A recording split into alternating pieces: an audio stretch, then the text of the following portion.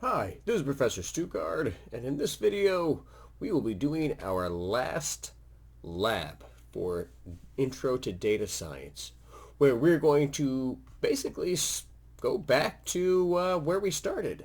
And we're going to take a look at that very first data set, the data set on the Palmer penguins, and try to create a model to look at the physical characteristics of a penguin and then try to classify whether that penguin is going to be a male or a female. For this, we're going to be using some logistic regression, our last type of model that we're going to look at in this class. And we're going to also take some time to create a workflow.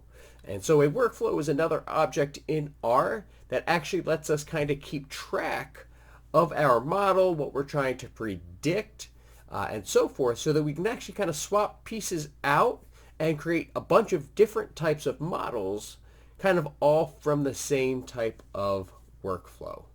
All right, now, the first thing we need to do here to try to classify our penguins is, well, load all of our packages. So we're going to need tidyverse, like always.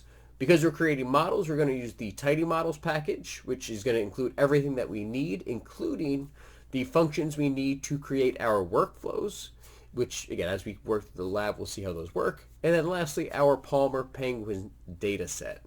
So first thing we need to do is install and load all of those. So I will start doing that, and I'll let you do that too. And when we return, we can actually start on our modeling.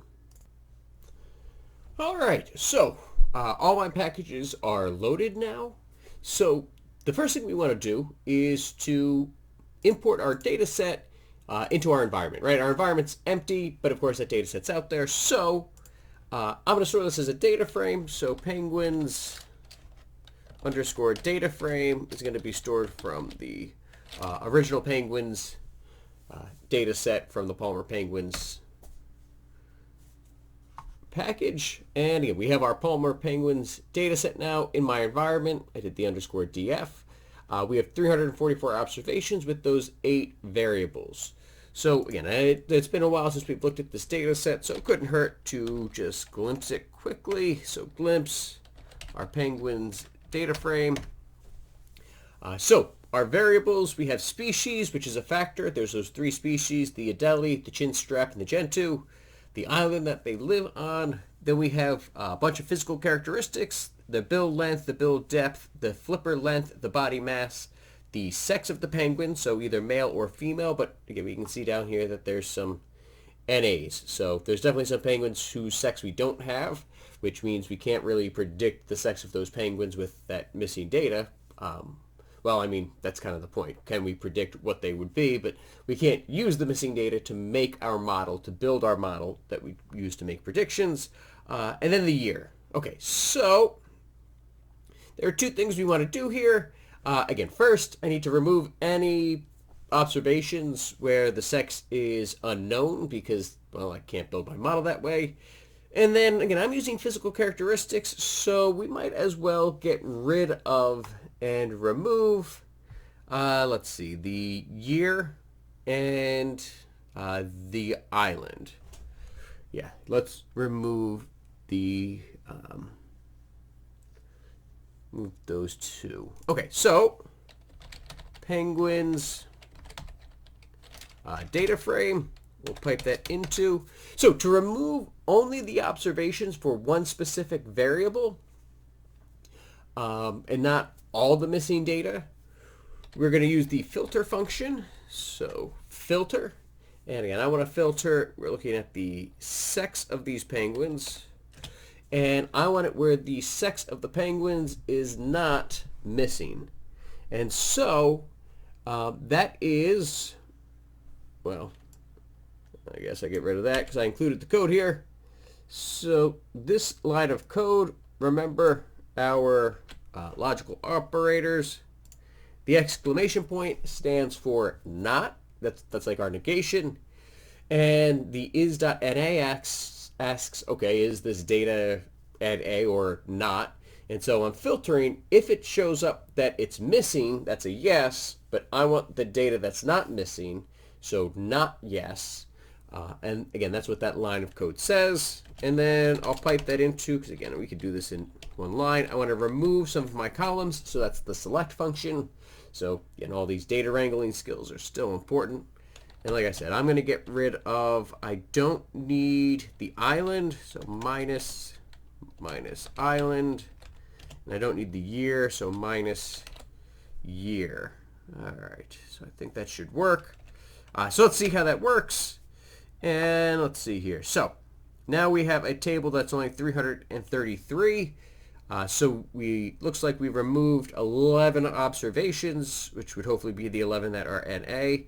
And if I look through here, yeah, the first 10, nothing is NA anymore, so that must have worked. And of course, we take a look at the columns. I got rid of the ones that I wanted to. So again, that seemed to all work as planned. So now the two parts to preserve what I did. Number one, we'll overwrite it in the console. So penguins data frame is going to be overwritten with, well, the penguins data frame. So we'll run that code there. Good. Up in my environment, we're down to 303 observations. And then we will copy and paste that code. All right. Which I guess, I think I actually missed a line of code here. So I do need that one. And then, of course, my penguins data frame was stored from penguins. Which I guess I actually probably could have done all of that in that one line of code if I had replaced that here, but that's all right. Okay, so now we have our data set that we want to work with, and now I want to make sure that this is even a worthwhile goal. So we're going to do a little EDA, right, a little exploratory data analysis, create a visualization, and then hopefully that visualization will show some pattern, that there is a pattern to seeing which ones are male and which ones are female. And then, again, hopefully we'll be able to classify that way. So we're just going to kind of pick two random physical characteristics. In this case, we'll do flipper length along the horizontal and body mass along the vertical. And we'll just kind of take a look and see whether or not that's going to separate our data for us. To remove the overlap, we'll do alpha equals 0.7, right? That's our transparency. And again, we know that the different species are going to have different sizes, different physical characteristics, so we're going to create a facet for that one as well. All right, so last lab of the year, let's make sure we remember how to do all different kinds of visualizations here. All right, so first we start with our penguins data frame. And we will pipe that into ggplot, right? ggplot. That's how we make our visualizations. The first thing we need to do is set our aesthetics with the AES function. And then x equals, and so like I said, we're going to do flipper length along the horizontal. So we got to make sure we type it in exactly as it is, as it appears. So there we go. Okay, so x equals flipper length in millimeters. So flipper underscore length underscore mm. Right, we let it autocomplete. That's why those pipes are awesome. And then y, so along the vertical, I guess I said body mass. So body mass in grams. We need to filter the sex by color, right? That's the pattern I'm looking for. So that is absolutely an aesthetic choice. So up here, color equals sex. So now we've defined all of our aesthetics we're looking at. ggplot means we need to add layers. So plus, and shift enter to go down. I want a scatter plot. So geom underscore scatter, nope, not scatter, underscore point. And then, like I said, I want to get rid of some of that overlap, so we'll set our alpha levels, alpha equal to 0.7. And then the last layer we need to add is for our facet. So I need to create a facet for species here. So facet, and again, we can do facet wrap or facet grid. In this case, since it's only one variable that we're trying to add here, it doesn't make sense to do it in a grid. Right, a grid would be for two more variables. We're just doing one. So facet wrap is the better choice here. And I'm going to wrap according to species. All right, so let's run that code, and object species not found. Oh my goodness, how silly of me. Right, it's the function format, right? I need my response and that little tilde. All right, and you need to have the tilde in the right spot. All right, so there we go. So the tilde goes first, obviously, and there we go. So when I look at this visually now with my facet wrap, so again, facet wrap is species, so each species has its own grid there. We have my variables, and of course what I'm looking for, is there a pattern between the male and female penguins? And yes. Yeah, there definitely seems to be, right? There seems to be a grouping. It looks like the blue ones for male are kind of towards the upper right here, so it looks like body mass is definitely going to be bigger in the male penguins than the female penguins, which are more towards the lower left. So it definitely looks like there's some classifications going on.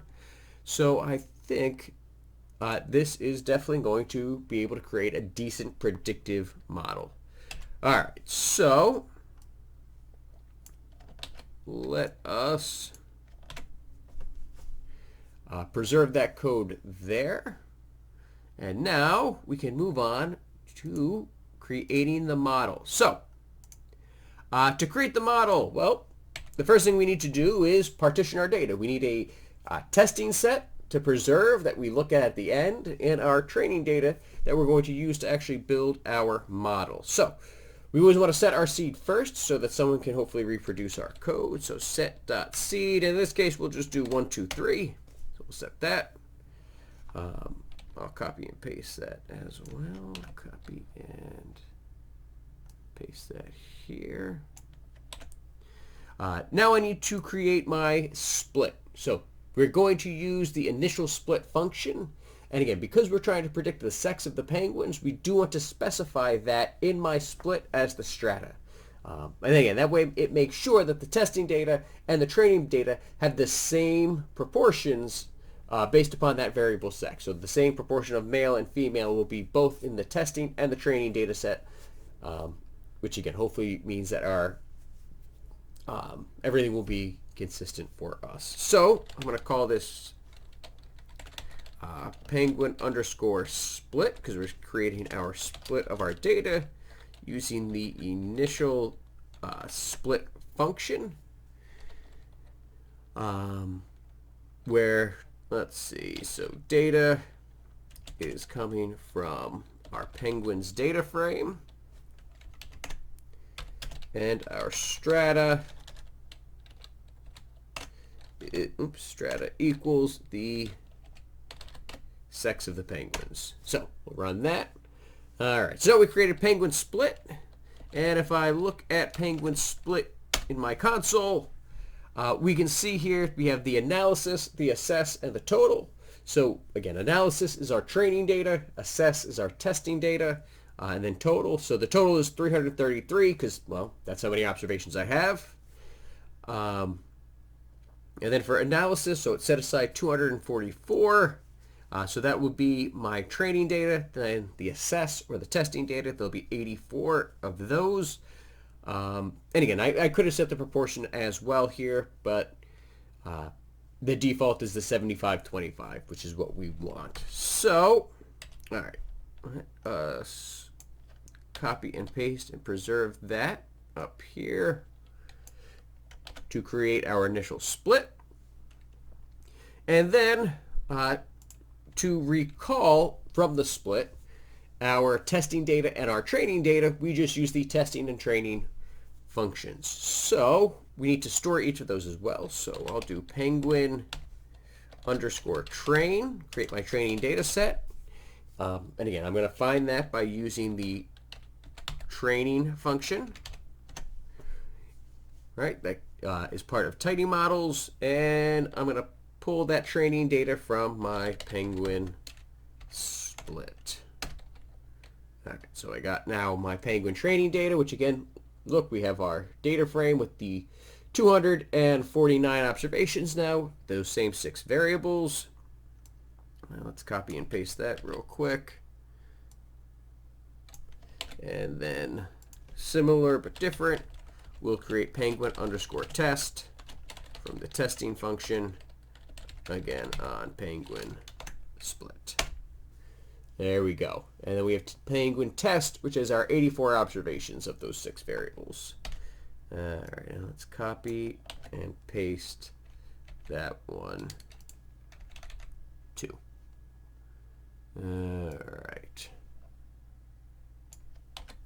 Okay, so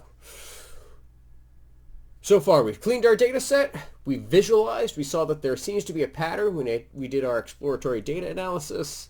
And now to create a model, we need to split our data and partition it into our training data set and our testing data set. Now, we have kind of an issue here. Our training data set is kind of small. 249 observations, well, we might not be able to create a very good model using only those observations. That's a pretty small data set. Now, what's really nice is we can use bootstrapping or bootstrap resampling to actually create a bunch of samples from that training data set. And when we create our model, we will use all of them together to hopefully train our model. So I've actually included their code here. We're just doing bootstrapping. The function is called bootstraps. That's how we make bootstraps.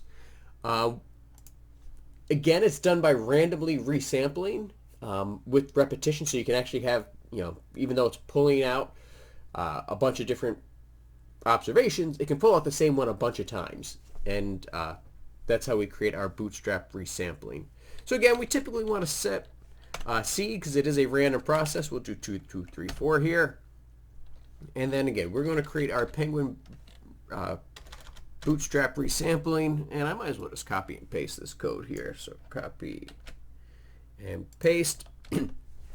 And so again, it's the bootstraps function, and we got to make sure that we're only doing it on our training data set, right? Because I want to just resample from the training data set. Because again, now that before I can do any modeling, I have to make that partition with the training and the testing, and that testing has got to stay preserved and unused until the very, very, very end.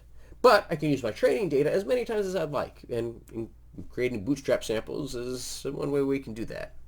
So I'll run my code here. So now in my environment, I also have penguin boot, and you're going to see that when we're doing modeling like this, we're going to have a lot of different objects in our environment, and again, labeling is going to be really important so that every identifier is unique and tells us exactly what's going on. And if I want to investigate penguin boot now, right, what did I actually create here? And so I look at it in my console. What we see is that I have, it's actually stored as a table itself, so 25 by 2.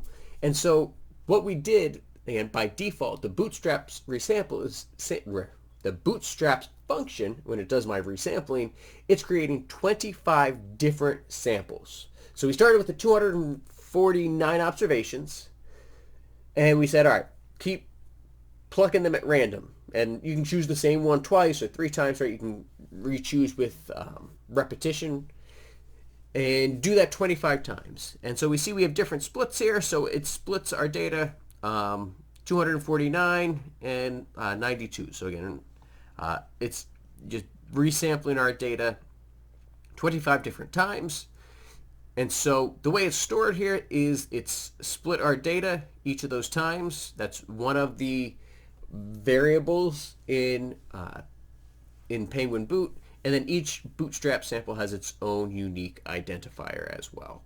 All right, but we have our Penguin Boot, which has been resampled.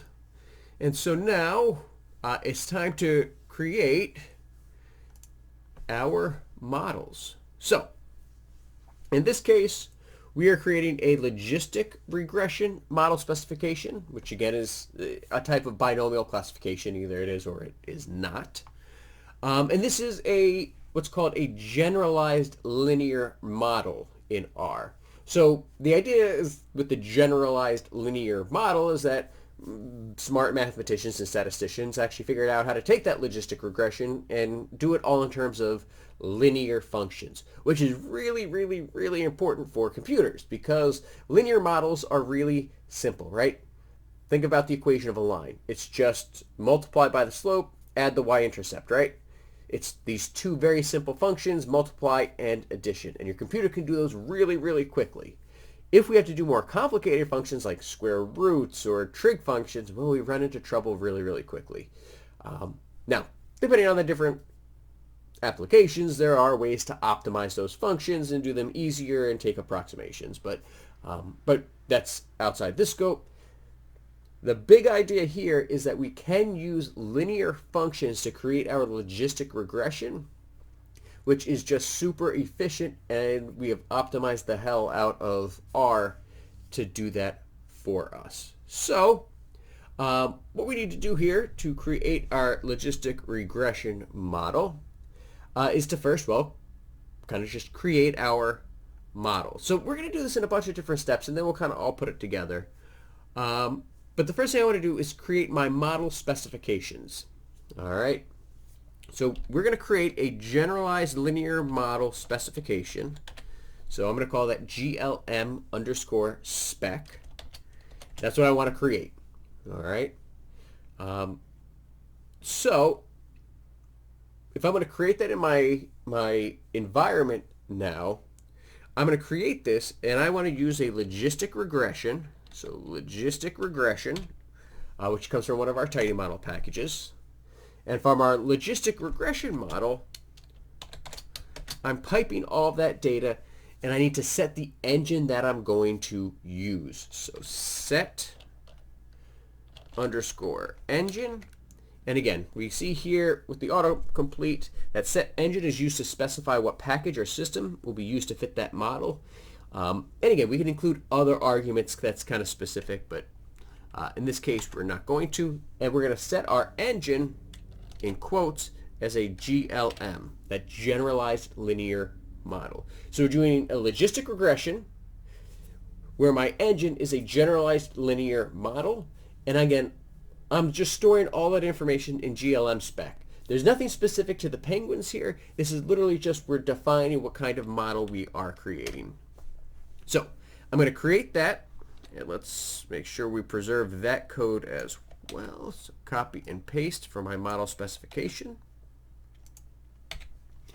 All right, and if I were to inspect GLM spec now from my environment, we see that, okay, we have a logistic regression model specification, which we're using for classification purposes, and our computational engine is the GLM engine. All right. Now, the thing is that, again, this can get a little overwhelming, and if we're trying to create a bunch of different models, well, maybe logistic regression works, or maybe that doesn't work so well, so I wanted to use a decision tree instead, or a different type of decision tree, like a random forest, or I want to use some different types of classifiers that we haven't really discussed yet. Well, we might not know which model works the best until we kind of play around and choose a bunch of different types, and then we see what would be the most effective. And then once we find out what's the most effective, then we use our testing data and see did it actually work. But again, we can do all this playing around with our bootstrap resamples or just our test training data to start off with.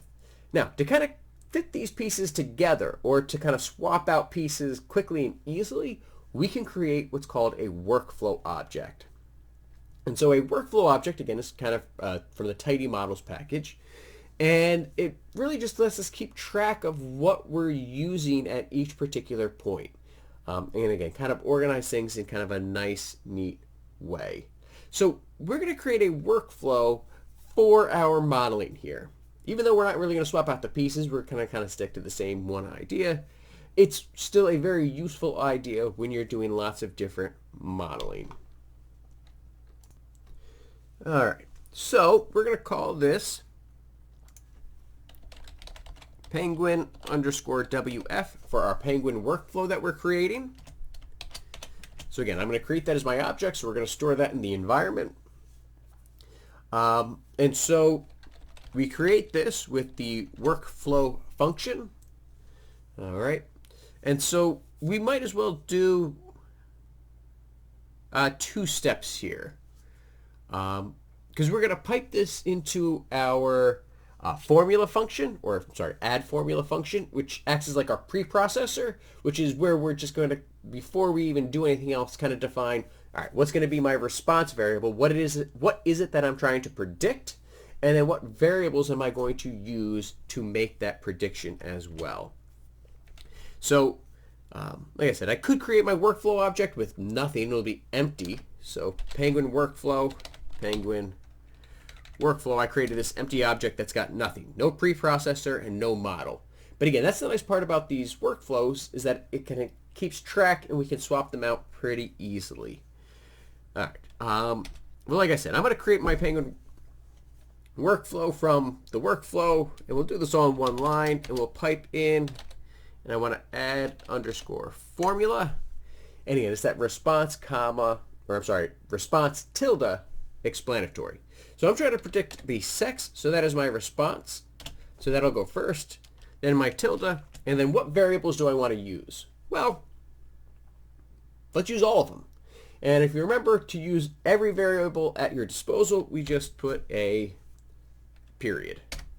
So I'll run that, and now if I check my penguin workflow in my environment, or I'm sorry, that I created in my environment, but check it in my console, looks like we now added our preprocessor as our formula, and that preprocessor formula is I want to predict the sex using all of my different variables. All right, so let's copy and paste that code where I'm creating my workflow with my formula. There we go. So we have that in R Markdown. So like I said, we can now kind of view everything in our console, which is nice. Now that I have my preprocessor, my formula, now I need my model. Well, the model is what we just created, that GLM specification model, right? Using generalized linear model with logistic regression here. So let's add that as well. So my penguin workflow that I've created, there we go. I'm going to overwrite that from my penguin workflow, and I'm going to pipe that into. And so in this case, again, like I said, we added our formula first. Now I want to add my model. And again, you could easily combine this all into one line of code. I'm separating the steps just to kind of show you that these are, the separate ideas at each part here. But just like we did the add formula, now I'm going to add my model. And the model I'm going to add is that GLM spec that I created earlier. So I'll add that. I'm going to preserve that code because I know it worked right. I should probably double check in the console too. So let's double check in the console. What happened when I updated my penguin workflow? Good. Now we have, for my penguin workflow, the preprocessor is that formula. Now my model is a logistic regression model. The preprocessor is, again, I'm trying to predict the sex using all my variables. And the model that I'm using is my logistic regression model classification using the computational engine GLM for generalized linear model. Phew. All right, that is a mouthful, right? And there's a lot going on here. So again, I'm breaking this down. Take some time, pause the video right now, make sure you understand what is in my workflow right now, right? We have my formula and my model, and just take a second to make sure we understand what we're doing so far. All right.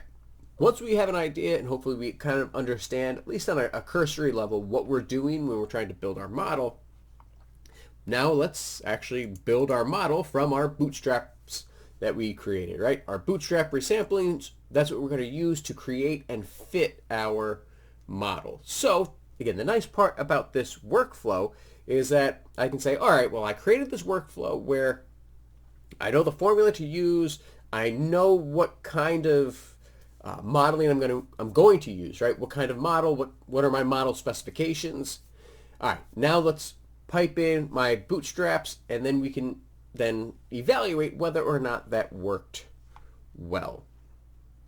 Okay, so what we're going to do here then is we are going to, let's create another object.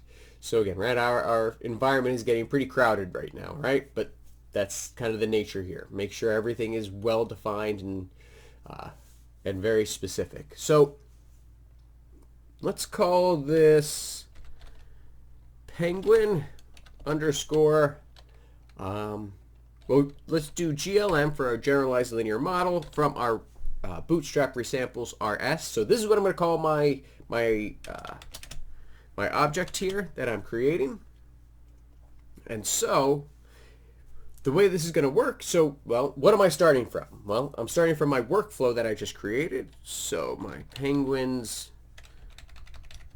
workflow, and I'm going to pipe that into, and now, again, if I want to make that prediction, we're going to pipe our workflow into the fit resamples function. Now, if we didn't create bootstrap resamples, we would just use the fit function. But again, we're using bootstrap resamples, which again, were stored in that table as 25 different data sets that were all split up.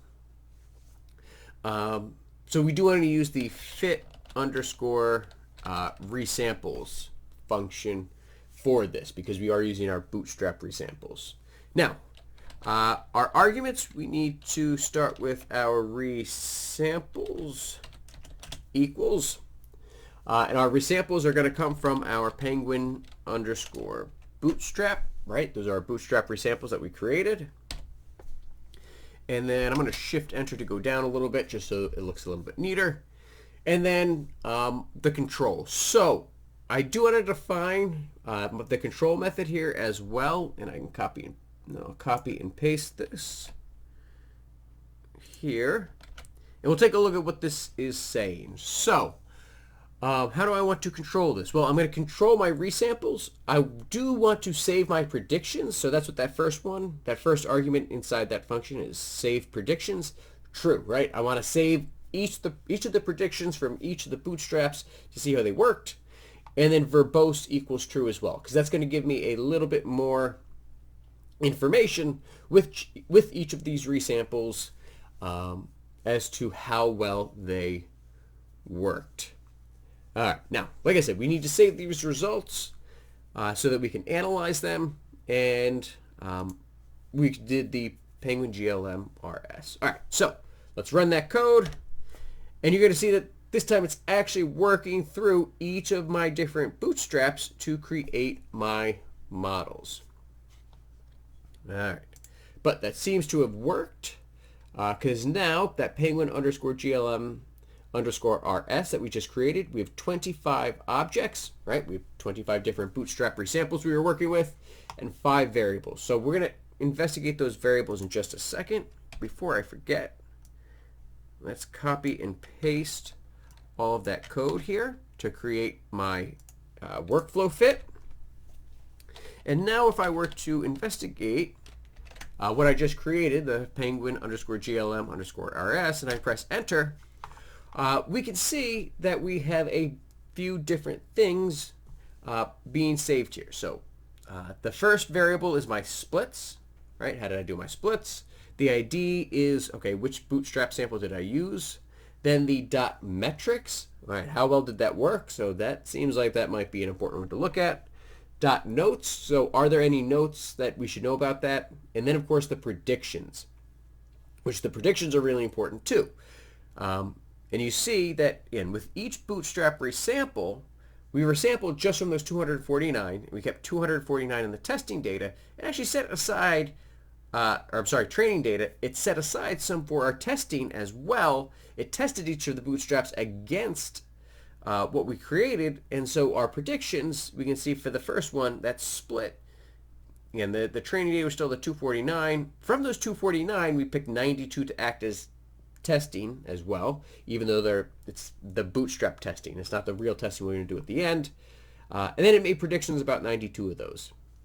So you have a lot of information. We have our metrics, how well it worked, and then how well the predictions turned out too. So there's a lot of good information here that we now want to collect. And what's nice is that, spell check. interpreted.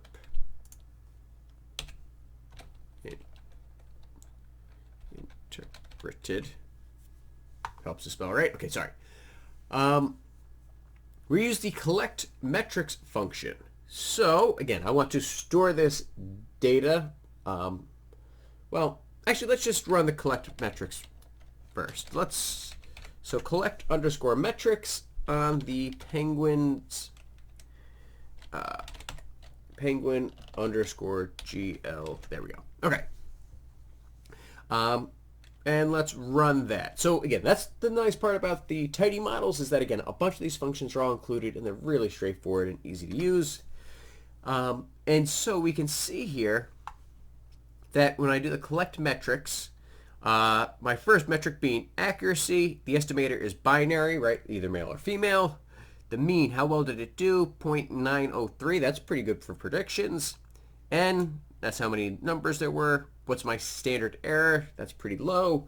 And then my preprocessor model. So, okay, it actually seemed to work pretty well. When I collected my metrics, that all seemed to work pretty well. So, we'll just, I don't particularly need to save that. I actually just want to look at it. And then the nice part is, we can also use, there's a specific function for creating a confusion matrix based upon bootstrap resamples that we can also use on our results too, to see how that all works out. So let's take a look. So the confusion matrix, so CON underscore MAT. So again, there's confusion matrix and confusion matrix resampled. We do want to use the resampled one because we created bootstrap resamples. And then again, my argument is just going to be the penguin underscore GLM underscore RS. We can run that code, and again, it'll give me a frequency of how average the predictions were. It predicted female, and female was the true thing, and that happened 40.7 times. It predicted female, but it was male only 5 times, so that's pretty good for predicting female. Then it predicted male when it was female 3.8 times, and predicted male when it was male 41.9 times. So that actually worked out pretty well. That is pretty reassuring there. So I will copy and paste that as well to create our confusion matrix. So again, we just see kind of at a glimpse that our prediction model seemed to work pretty well, right? We had an accuracy of about 90%. And we can see from our resamples on average how well those predictions worked in each case, right? And again, like that's their averages from all those different bootstraps. If I scroll back up, right? So each bootstrap sample had set aside some testing data of its own. And when we tested that in our predictions, right, that's what our predictions were. The reason you get those kind of weird decimals is, right, there's 92, the 99, the 94, the 97, right? There's all different numbers, and again, we're taking those averages, which that seems about right? 40 plus, 41 plus 5 plus 4 plus 42, we're about at 90 something. So that seems to make some sense. All right, so again, those are the overall metrics. It looks like we did pretty good just looking at the overall metrics. Now I want to get the full results. And we're actually going to save these full results because we're going to look at them a little bit more in depth. So we're going to save these full results, penguin underscore results. I know we're creating another object for our environment here, right? And so penguin results just come from running the collect predictions. Collect predictions function. That again comes from our workflow. With the argument being, again, our result from bidding. So collect predictions on the penguin underscore GLMRS. We run that, and so now penguin results. We have 2,287 observations with 7 variables. And we'll take a look at that in just a second, but let's preserve our code so we don't forget. All right. And so now if I take a look at penguin underscore results, we can actually see here, so bootstrap model 1, how often did it predict female? How often did it predict male? The predicted class, what the actual class was. And again, basically what it's saying is that what's really nice about this logistic regression model, like I said, if you remember the logistic curve, it's that, it's always bounded between 0 and 1. What it does is, again, it uses all those variables and says, okay, between 0 and 1, how much does it predict it's going to be a female compared to a male? And so from bootstrap resample 1, the very first thing that it made the prediction of, and again, right, there's 25 different bootstrap resamples. Each bootstrap resample has its own testing data. When it tested that first point, so it plugged in all those characteristics, every single variable that was available to it, it said, all right, looks like there is a 0.745 chance that it is female and a 0.255 chance that it is male, right? It's going to be binary. So female went out, it predicted it was a female, and turns out it was right, it was a female. The next one, based on the physical characteristics, now there was only a 58% chance that it was female and a 41% chance or 42% chance it was male. So it predicted female, turns out it was female, so that worked. And actually, strangely, it looks like every single one worked here. That's almost odd. Usually it guesses at least one wrong. But we can see that it was not very confident about the second one, but it was still right. That third one, it was very confident that it was a female. 0.943, it was confident. There's even some more where, this one was super confident that it must be female, and it predicted it correctly as well. And so again, I can look at every single prediction the bootstrap resamples gave us and kind of look at each one at a time. So again, that looks pretty good from there. Now I want to create my ROC curve, which again tests whether where we can compare sensitivity and specificity as well. So a few things going on here. So first of all, we need to take our results data frame. So penguin results. Penguin underscore results, right? That's what we're starting from here. I'm going to pipe that into. The first thing I want to do is group by ID. So group by the ID number, which,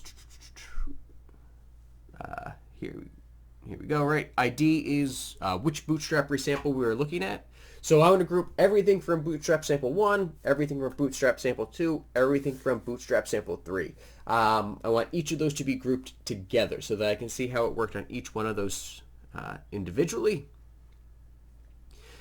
So the group by ID, then I'm going to pipe that into, and then we're going to use the ROC curve function. So the ROC curve, where again we were trying to predict sex, right? The sex. How accurate did it guess the sex compared to when it predicted female, right? So those are the two variables that we really want to look at in my ROC curve. Then we pipe that into ggplot. It's still ggplot for making our curves or any visualization. So ggplot here. My aesthetics. So x is going to equal, and so our horizontal axis is the 1 minus specificity. 1 minus specificity, good. Oops, it's not a function. And then the y-axis, y equals our sensitivity, but not as a function. All right. And then so we have our x, we have our y, and then that group by is going to be my color. So I want color to equal the ID. So that again, we can visualize how each one of those bootstrap resamples did at a time. And then we're going to add our layer, and the last layer here is that we always graph our ROC curves using just a path function. So, oops, let's spell it right. So geom path, again, connects the observations in order in which they appear in the data. So it's going to basically default to kind of a step function here. So let's run this ROC curve. So this looks really good. So again, we seem like we had made pretty good predictions. This model worked really well, and this worked out incredibly well. So again, we're not going too in-depth with what the ROC curve is. We just want to make sure we can interpret it. And the closer our curves come to this top left corner, the better. That is absolutely going to be pretty ideal. That came out really, really well. Now, what I want to do though, so again, I can see each bootstrap resample is in its own color. Again, sensitivity goes from 0 to 1, specificity goes from 0 to 1, and then obviously then 1 minus specificity also goes to 0 to 1. I want to do two things here before I actually preserve this code. And that is at a dashed line, y equals x. Because remember, true randomness would be a straight, that diagonal line. If it was truly random, it would be that line. So the fact that our predictions ended up well up in that upper left-hand corner from that, we want to actually be able to visualize that. And then again, we should make our coordinate system equal. We should make it a square plot. And the coordinate equal layer will do that for us. So I'm going to take that last line of code, and again, I'm just going to add two quick things to it. So first of all, geom underscore AB line.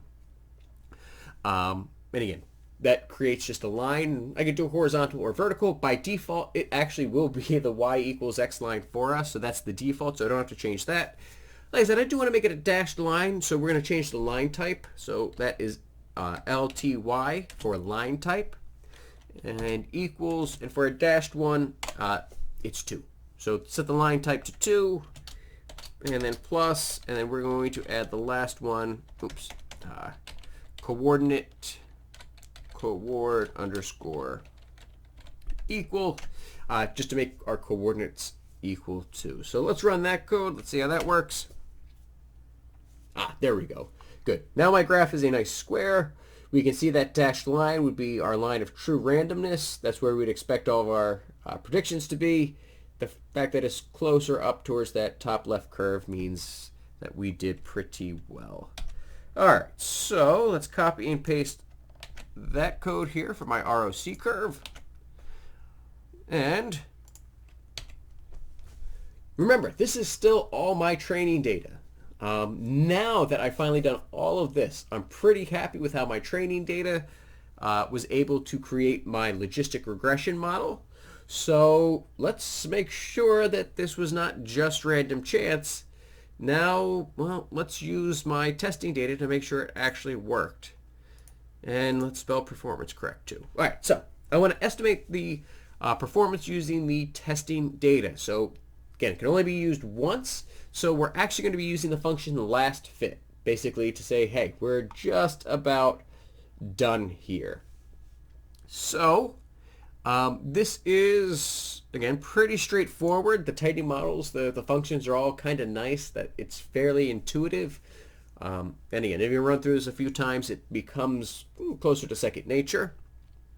And so I do want to create this object, so I am going to analyze it. So I'm going to call it Penguin Final because it's the last thing we're doing. And I'm going to create my Penguin Final. I'm going to start, again, with my Penguin workflow. Right, that's how we created my model, was the Penguin workflow. And I'm going to pipe that into, and then the last function, like I said, is last fit, because it's the last fit I want to do here. And it's going to come from my Penguin And again, in this case, I can actually use the penguin split because the last fit function actually does already know that I split my data into my testing and training data. So let's see how that works. We'll run that code, penguin final. I'll copy and paste and preserve that code up here. And then I investigate, what does penguin underscore final actually look like here? All right.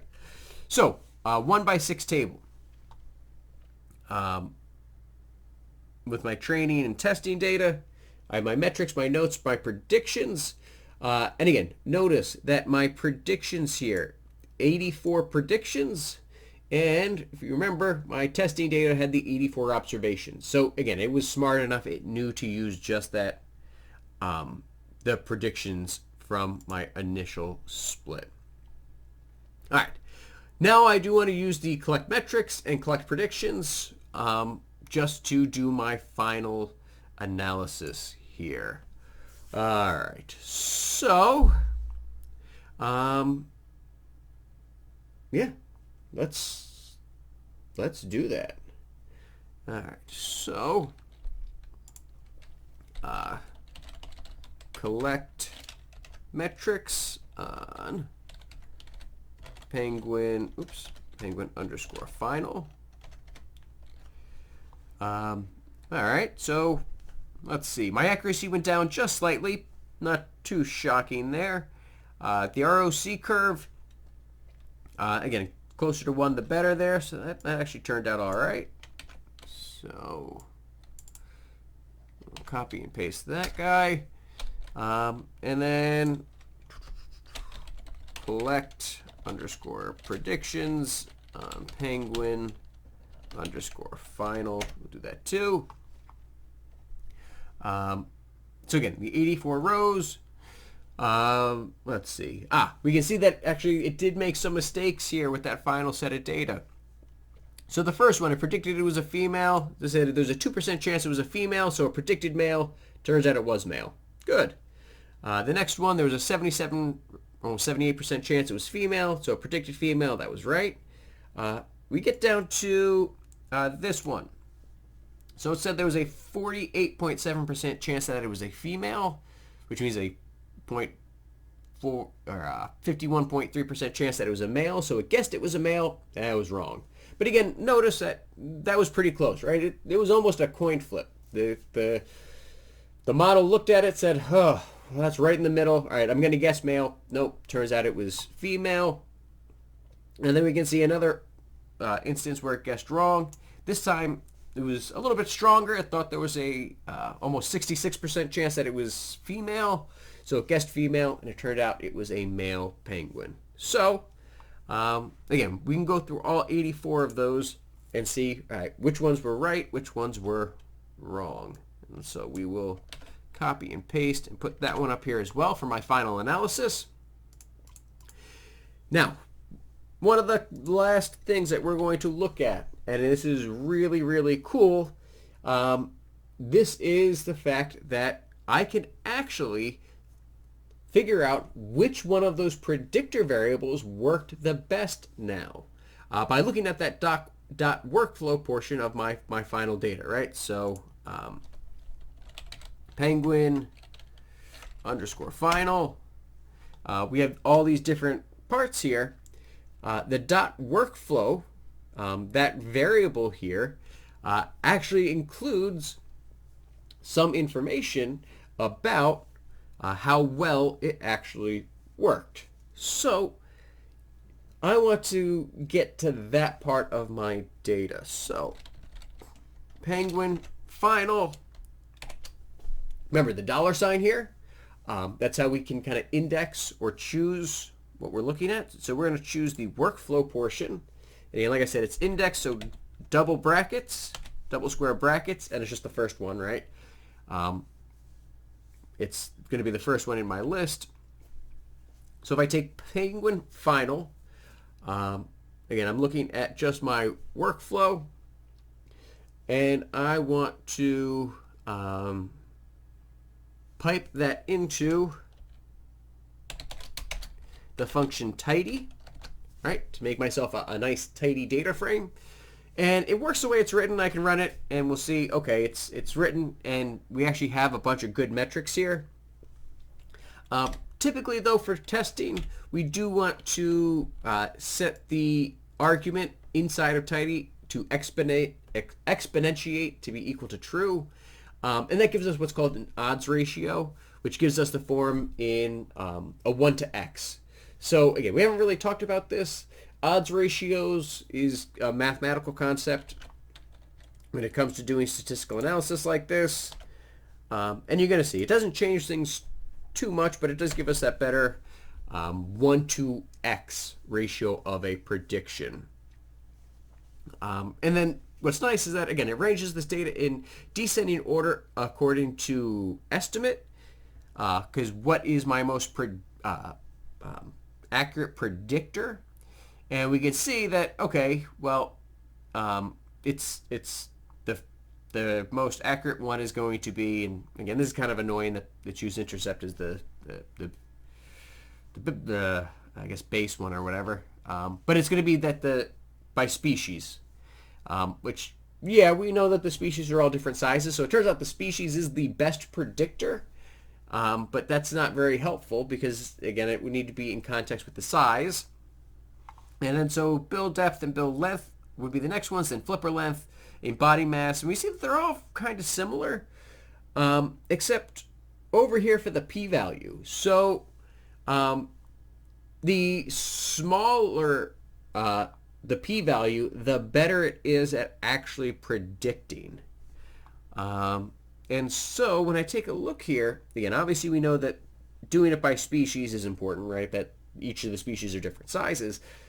It looks like let's see, what do we have? Build depth and body mass are going to be the most accurate predictors for this particular data set. So let's copy and paste that code here so that we can see the variables.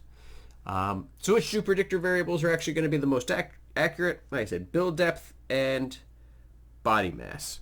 So recreate the scatter plot with those two best predictor variables and put that as the final part on this R markdown file. So basically you want to go back to one of the first things we did where we visualized our data set here, right? Where we used, in this case, body mass and flipper length. Instead of body mass and flipper length, again, we're going to use build depth and body mass. So just swap out build length with body mass, and this is your last visualization for your last lab in data science. So when you submit this, it better have nice professional looking labels for everything. So take your time, make nice visual labels. I don't just want, again, this ugly flipper underscore length underscore mm. It should be written really nicely with labels. It should include the units, right? So include the mm in parentheses somewhere in each of those labels, or body mass is G. Give it a title. I also want to know the source where this came from, which is the Palmer Penguins package. So make sure you include that as well, because we should have a very, very nice looking visualization for the last one. If you want to play around with the colors, do that too. If you want to play around with the dots or anything else, that's fine. But I want it to look professional. This is your last visualization for your last lab in your Intro to Data Science course. Put some effort into it to make sure it looks really, really good. All right. If you have any questions, email me. Otherwise, I hope you had fun exploring data in R this semester.